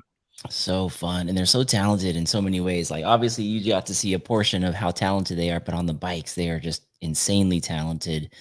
And I know this last year, Nate has been training hard for those Big Bear races, and he was podium pretty much a ton of the time. So golly, yeah. They're and it's not even just them, like their whole families are just wonderful people. Yes. I mean, they all live together in that big house, so Like MTV Real World. yeah, Yeah, that's yeah. a show. The Trail Dogs. Trail Dogs, they could have their own show for sure. Isaiah says, what trail do you guys want to ride this next year? Whatever trail you're riding, Isaiah. Yeah, but are you Got gonna him with the follow? hug, Isaiah. You know what I want to go back to? I was injured the time that we did the New Year's Trail Dogs ride. My ankle was all kind of funky, so I didn't get a chance to send any of that good stuff. But I got to see a lot of great stuff out at Sycamore. I want to get back It there. was fun. Yeah. Have you guys ridden Sycamore at all this year? I've never ever ridden there. I've You never- haven't, Tony? Never. I'm shocked. It's so fun because it's interesting. It feels much more XC, but you get these fun playground pockets of different things, from like a jump park to like just some fun rollers, like a moon landing kind of thing. It's just all spread out. I think Adam, will you take me? Yes, I will Thank take you. you. We're going. It's a date. We're going more. Yes. You know who we need? You know who we need to reach out to is Venikava. He's one of the guys out there, and he knows that place so well, and he's out there with a shovel all the time. He does, and so does Sanderson, MTB. Robert Sanderson knows that place really well too. Yeah, it's big out there. There is so. I mean, when you look on the map, it looks like it's like this little square. It's surrounded by industrial type buildings, but it kind of weaves in there a lot. So yeah, there's Master tons. Joseph sent a big step up there with them on that Trail Dogs ride last year. Yeah, and if you short that sucker, that's pretty much it. High consequences. Yes, it literally, you're jumping on. Tony, you've seen footage of this for sure. I've seen. But it's up into the rock. Is the landing up the step up? Yes. Yeah. I know what you're talking about. Joseph did the opposite of shorting it. He like stayed in the air a little bit where you're like, is he made of helium? Like he's still up there. Really? MTB Nick 316 says there is a lot of new jumps out there at Sycamore. Yeah, they've been building like crazy out there.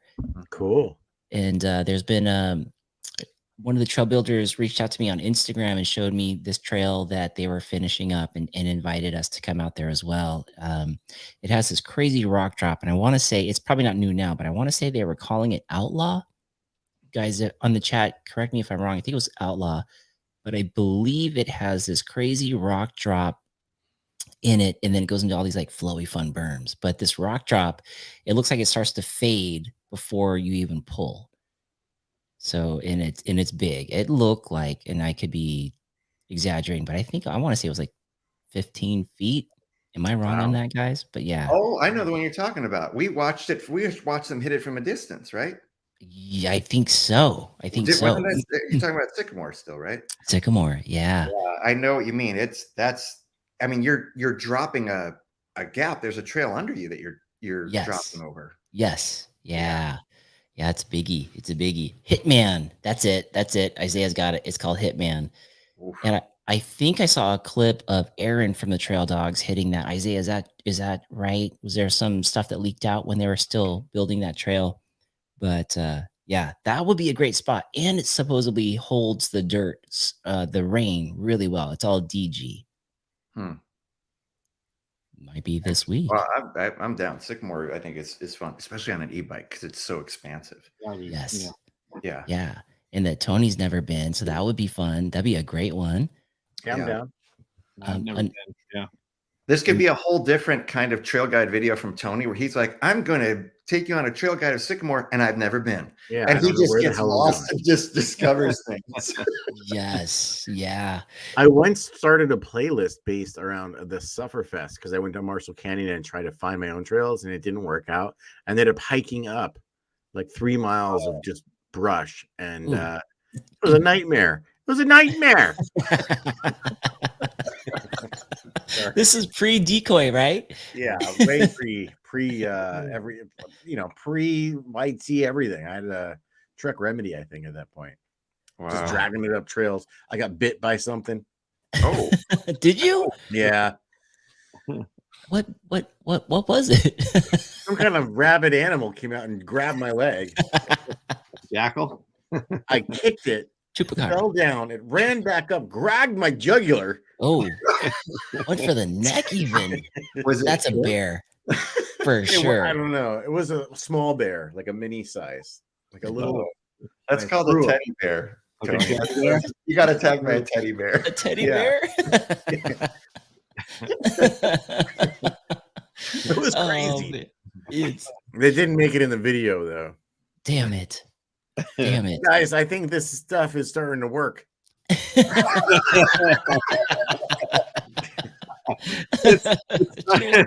timely. How many hours in? As far as like, the progression of the channels and growing and everything, I know we're all moving into certain areas and being creative and trying new things. As far as support goes, I know the bike industry has been really tough. I know a lot of folks have had to order these crazy like COVID style orders and now they're sitting on all this inventory. What are you guys seeing out there for the bike industry in 23? And to add to it, I think this is a great opportunity for us to help as far as, try to help them show them that we are valuable to them. But I don't know. What do you guys think? Oof. That was a weird question. I said that very weird. This stuff is working. Monster to I think that so there's some crazy things happening for 2023. I think Specialized dropped almost a couple dozen riders for their ambassador program. I think that, like you said, the industry is kind of reeling from not knowing what to do after COVID. They didn't have anything. Now they have everything.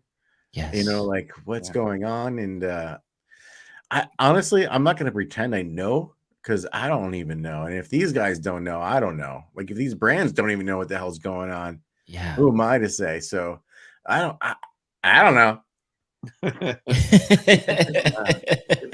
I would say though it's a good time for consumers because like right before Christmas and everything, like when I got my Levo, it was deeply discounted, so it made a great opportunity for me as a consumer to get that. And then I think we saw YT take a discount on their stuff shortly thereafter. So I wouldn't be surprised if you see more of that happening. I think brick and mortar stores, that one of the best things they can do if they want to move inventory is like Gravity Bicycles gets it. They understand that like we are constant users of the products or services that they offer, even servicing bikes. And the better you are as a shop, the more eyes and ears are going to get on that, because we're going to talk about it, bringing people in to hopefully move some inventory and services that you have. But like Tony, it's like, how can you even know? We're just going to have to see it play out. Yeah. As mountain bike creators, is there anything you think that we will be still valuable in this whole arena to just brands and helping move product that we think is valuable and useful and good quality to the folks? Or do you think that they may, like Specialized did, let go their ambassadors? Do you think that maybe content creators will be next? I think if anything, content creators are the ones that are going to be utilized more. I agree. Going into the future, there's so many more people that are not average riders, but everyday riders that can relate to what we're doing. We're not pros, and we're out there every day with them. I think that pros have their own thing, like the Seminix and the Fabio Wibners have their place, their mentors, as in a way that like something that most people will never get to. But the stuff we bring, in my opinion, is something that's attainable. And when we do reviews and we talk about products, it's something that we can relate to them about, because it's like we're riding just like like everybody. You know, who are we? We're just going out there having fun just like everybody else. So one thing I think that's sustainable and important about what's going on with content creation is that you're getting a point of view from somebody that rides just like you. Or, you know, even if we're a little bit better or a little bit worse, you know, it's not just some pro that's getting paid, you know, 50 grand a year to like say this shoe is awesome. It's like, even if you're an ambassador, you're going to come through with like a relatively honest review, because you're not going to take on a sponsor of the channel without lending your credibility to that product, you know? So, I don't know. I'm kind of going on a rant, but I think Tony, I think you're right. I like what you said with the credibility thing, because there's something content creators need to know. For us to stay valuable, or for you as an individual content creator, I'm speaking to the general audience who might produce like we do. If you aren't discerning with support for your channel, if you're for everything, then you're not for anything. Right. Not everything is great. And Tony brings up a really valuable point. That's your credibility on the line. So just because someone throws you, let's say, free gear or merch or products, does not mean that those things are awesome for them. You know, if it sucks, it sucks. And you need to be discerning about that, and not just get, you know, kind of hyped over this shiny thing that you were just given in the moment. And then you're risking your credibility by saying, oh, every single thing is awesome. Yeah. You know, Tony, you've been really good about that. Like I know, because we've had discussions about this. You want to be for products that you personally use, that you like. I would even take that a step further. I think what makes support really valuable is when you have the kind of support where you have access and a personal relationship with somebody within those organizations. Yeah. You know, not just good feedback. Right. You're in a position to give that. Like if you don't like something, and if I don't like something, I can be like, hey, this is what happened. I'm not going to talk about this product without being honest with you and saying like, these are things I found wrong with it. I'm going to mention that. So are you okay with that? I think that goes a long way, you know, like, especially with companies that are coming out with things for the first time. They want that feedback, and the good ones do anyways. They don't just want to come out there and want you to fool everybody. And, you know, I always say this, like, I said this to Mark, I don't know, this week. Like, it's something I always put on my personal self with the channel and just with my life. And it's like you earn credibility and reputation. It takes a long time, but you can lose it so quick. You know, like you really can. Like if there's a little sense of dishonesty from what you're doing, and you're sold out. Sold out is such a crappy thing to say, but like, you know, like if there's a sense in that realm of like, be honest, and people will relate to you, even if it's wrong, even if they don't agree with you. If you're being true to yourself, there's a respect. Like, hey, I don't agree with you, but that's your opinion, man, and you gave it a shot, and that's what you sought out from that product. Like, I just think that goes a lot further than just putting a glossy spin on some kind of whatever AB product, like, Yeah. I don't know. Yeah. I agree. I agree. And that's something that you're speaking from experience on that. For you listening, that's knowledge that he just dropped, because your credibility can be taken away very fast, and it could take a long time to even gain that credibility to begin with. So, treat it with the value it deserves. Yeah. I agree. I think the honesty part is also very cool. Like when a company's open to that, because they do want feedback. When I'm talking with Fred over at Etnies, when he had given me shoes, he's like, he really wants to know feedback, good, bad, ugly, whatever. And I let him know how I felt about it. And like the toe box, I was just thinking there could be a little bit more protection on that toe box. And that was the feedback. But that comes from me knowing what it felt like to ride in Afton shoes that were like these crazy, casually technical shoes. And now they're gone. And so I'm looking for a replacement. So I'm sure like other people that we relate to, which is probably 95% of riders, are going to feel the same way. So I love it when companies are open to hearing that. Yeah, I think that's what it's all about. If you get a company that's willing to, from a channel perspective, take on you and wants the feedback, that's a green light for me always, because it doesn't matter if the stuff is the best right now, but you have a part of making it better. Yeah. I agree. And that next step, like I mentioned before, for them to know you, to be able to have like equity in that kind of a conversation, because it really isn't hard. I mean, really, once you're consistent, you get going, it's not hard to get support that's just giving you discount for products. But if you don't have that relationship, okay, that's good for you personally, but maybe not necessarily good for your audience. You know what I mean? To say I vouch for all of these things just because I get it at a discount. Yep. Yeah. No, I think that it's interesting, Tony. I think it's a good point. I think at content creators, we're for a lot of these brands, we're kind of free. It's not like this big budget that they have to put aside and they're putting us on a salary for things. It's here's the product. Tell us what you think. If you like it, ride with it. We'll support you on it. And that probably doesn't go very deep into the budgets, you know what I mean? Where it comes to like a pro rider who maybe only identifies with like 5% of the population, whereas we can identify with the majority when we're out there bleeding with everybody else.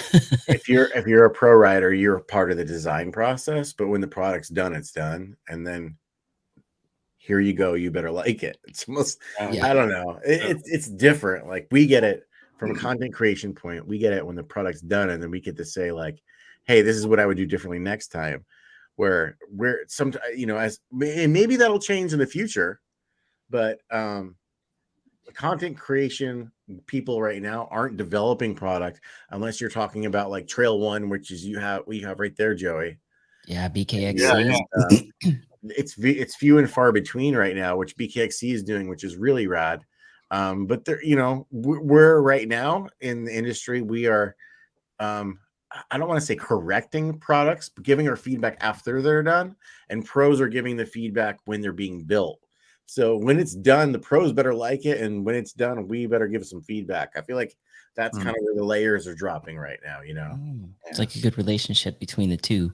Yeah, and I think there's value in both. Like people, it's been a couple of years now. I think the pros are kind of starting to realize like that we can share.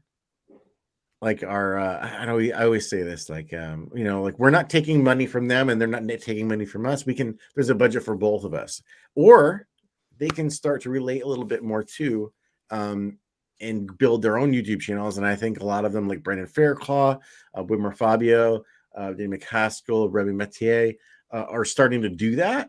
And I think it's super smart because they're becoming not only pros that we'll never probably ride like, but they're also going to become relatable because they're giving us guidance in how to ride, and that's super helpful and it's attainable, and it's something that I think we never had before until recently. I don't mean to go off on such a rant, but I think that's really valuable in as far as being a pro athlete these days. Yeah, that personability. Like I was watching one of Remy's videos, and he was just talking out loud as he was riding, and he was saying something about I can't remember if it was a breaking bumps into a corner or whatever, but you can hear some hesitancy in his superhuman ability. Yeah. And it made me feel like, oh, I can identify with this guy. Like, I'm not sending it like that at all, but yeah, I know that hesitation. I know when something's kind of a little off. I get it. Yeah. That's Yep. what you don't get to see typically from those guys. Yeah, it's great to get their perspective on a level that's very different from ours, you know? Yes. Yeah. That's cool. Hey, y'all, if you're going to keep it going, I got to bounce. Yes. Let's call it. It's been almost 2 hours. Yes. Has it been? Oh man, we are on the 2-hour mark. Let's close it out, and happy new year to everybody. Happy New Year. This is gonna be awesome. 2023. We're gonna make it happen. Anything new that you're gonna be doing this year? You got the book going, Adam, and anything for the bike? Are you any goals out there that you're kind of like leaning towards, or where are you at I'm with just 23? making fun my top priority. So Ooh, that's good. I'm going for that. That's really good. How about you, Mr. Joey Yates? I know you got this idea in the hopper for 23. Yeah, that's about it for me right now. That's going to be good. That's going to be a good one. I'm excited. You and I did some testing the other day, which was entertaining. Yes. We didn't have bikes, so I just ran. Can you still hear me? I can hear your feet stomping on the ground. Yeah, that's going to be a good one, folks. Keep an eye out for Joey Yates' new video idea that'll be dropping. Are you going to drop it on the Uncaged MTB YouTube channel, or is this going to go on Instagram? It'll be on both, but I might try YouTube. I don't know. We might try YouTube. We'll see. Love it. How about you, Tony? In 23, what are you leaning on? I'm just gonna keep trying to stay motivated and doing what I'm doing, man. I'm just keeping going, trying some new things, experimenting, and that's about it, man. Nothing too crazy. Yeah, keeping on the plan.